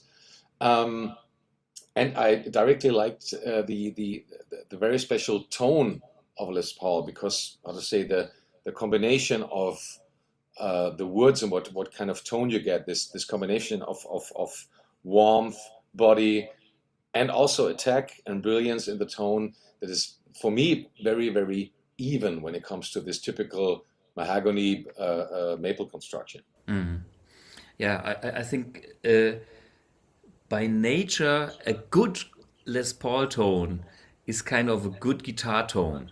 And a Strat is always kind of, maybe too thin, maybe this, maybe not, kind of delicate to dial or to deal with a Strat. But if you have a good Les Paul, everything is already kind of there, and then you can work from there. Yeah, absolutely. I mean, I love a good Stratocasters too. I'm playing in the Pink Floyd tribute, so of course I play Stratocasters and also Telecasters there. But it took me a while to get used to that typical single coil sound. So I'm not talking about, let's say, these modern Strats with a humbucker in the bridge position. Yeah. A typical Strat with a single coil in the bridge position with not too much output. Right.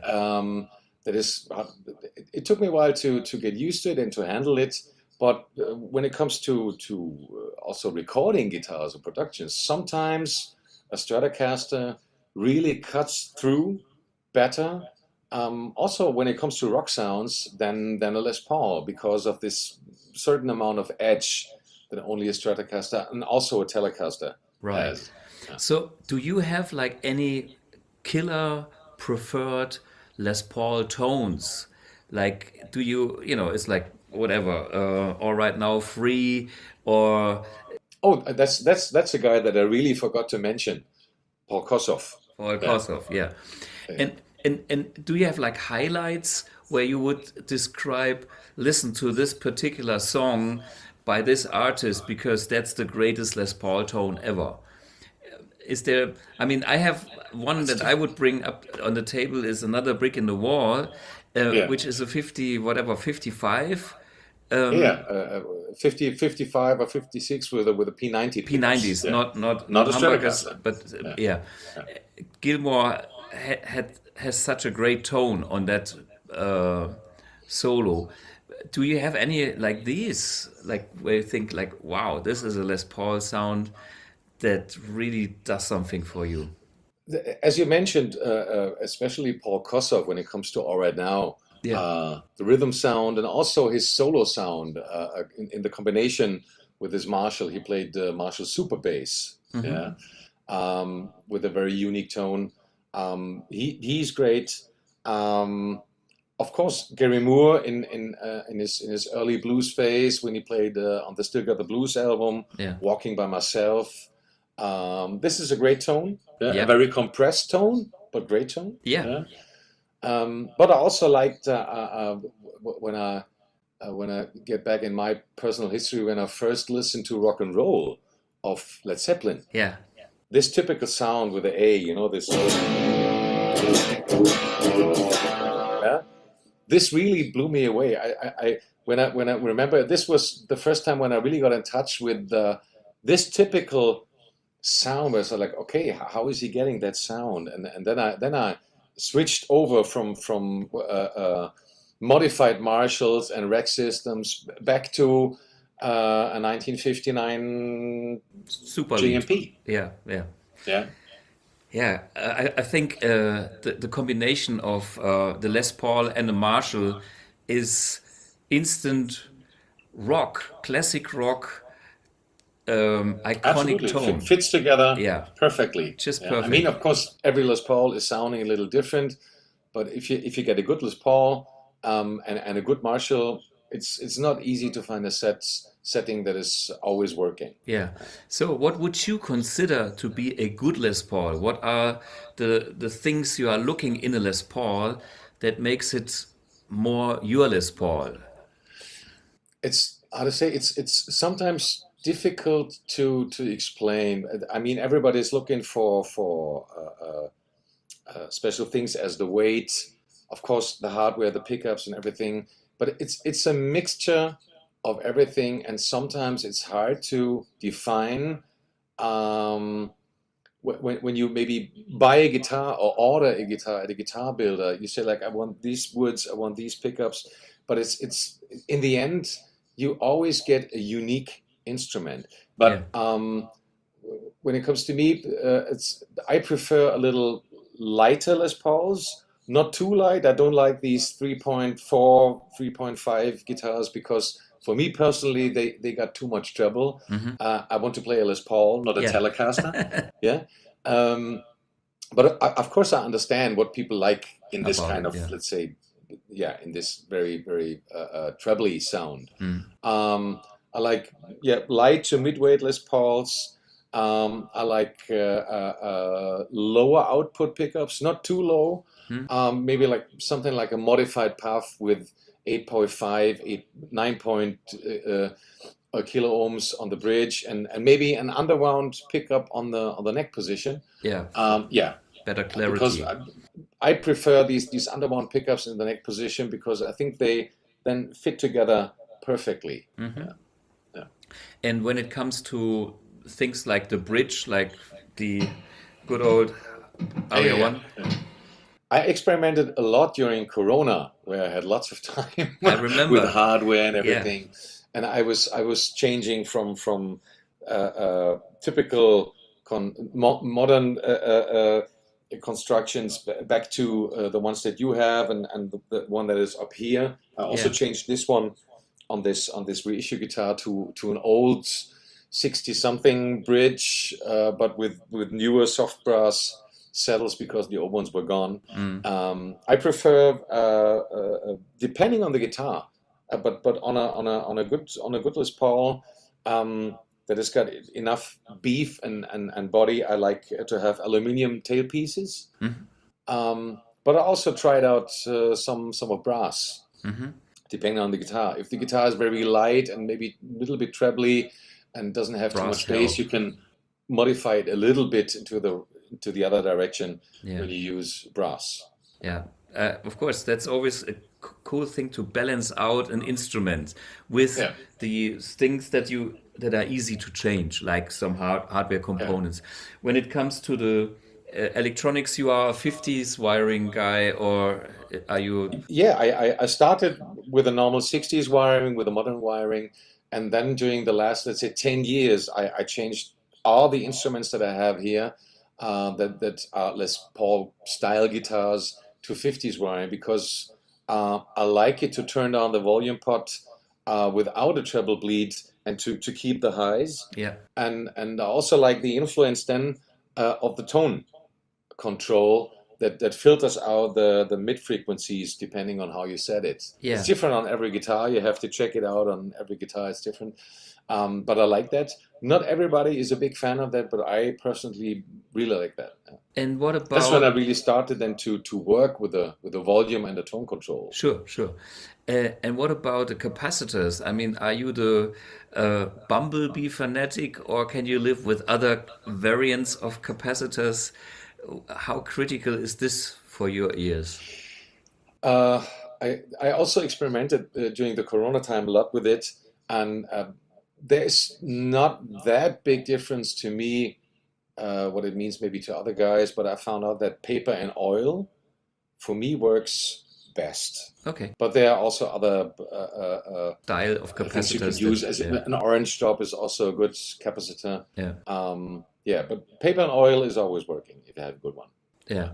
And what is your opinion on these very modern players in the metal genre that also picked up Les Pauls? I mean, Slipknot, I'm not the expert, maybe you know more than I do, but I can see some of these guys also using Les Pauls. Yeah, I mean, I can understand that. Many of them also use Les Paul customs. Yeah. I think Les Paul itself, and especially the customs when it comes to ebony fretboards, this combination of woods is for certain sounds a very, very good combination when it comes to metal sounds. Yeah. Yeah, I used to have like a Black Beauty one. I sold it. One of those things that I shouldn't have done, but I sold it. As we all did, right? Yeah, yeah. And that was my wall of sound studio guitar for the power chords. And that was actually doing a good job.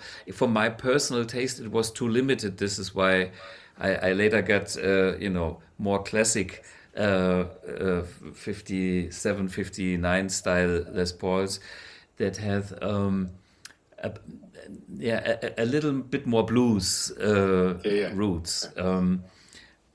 I can remember that on the first Hartmann album that I did in 2005. Yeah. During that time, I had a Les Paul custom, a late 70s with that 3 pickup version, including the middle pickup, and it was fucking Freeley heavy. style, It had right? around like 5 kilos, but it was perfectly in the studio for rhythm guitars. Yeah. I did a mixture of 3 different amplifiers, and one of it was a rectifier, and this guitar worked perfectly with a rectifier because it has such a concrete and straight bass without any kind of woo, and it was perfectly working for certain sounds. But in the end, I sold it because it was too heavy for me for playing it really live. Yeah. Later in 2008, I played the first tour with Avantasia, which is of course metal too. Yeah. I played it with an old Marshall, a JCM 800.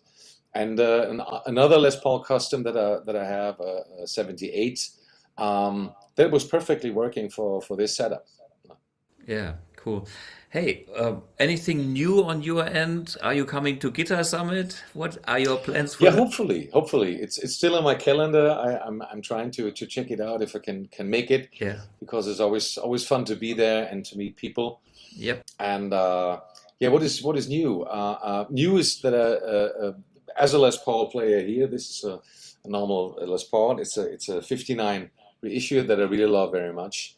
But during the last month, I changed to Next guitars. Maybe not everybody knows that. I can show it to you here. Give me a second. Because it's, how can I say? It's always difficult when it comes to guitar players when you modify instruments, either Strats or Les Pauls or this kind of kind of style guitars.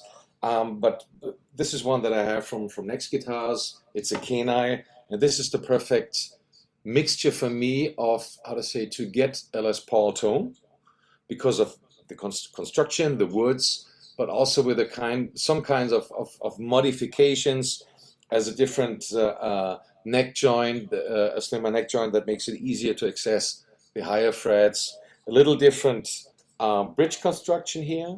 It comes very close from the sound to Les Paul, but is a little easier to handle and resonates very good. And some other things. And these are perfect instruments for me at the moment. Yeah. But of course, in the studio, I also play sometimes a Les Paul, depending on what fits to the song or what is special sound I'm looking for. Yeah. Hey, Olli, I think that's very cool, and I hope to see you in person very soon, probably on the Guitar Summit, if you can make it. Yeah, you hopefully too. Okay.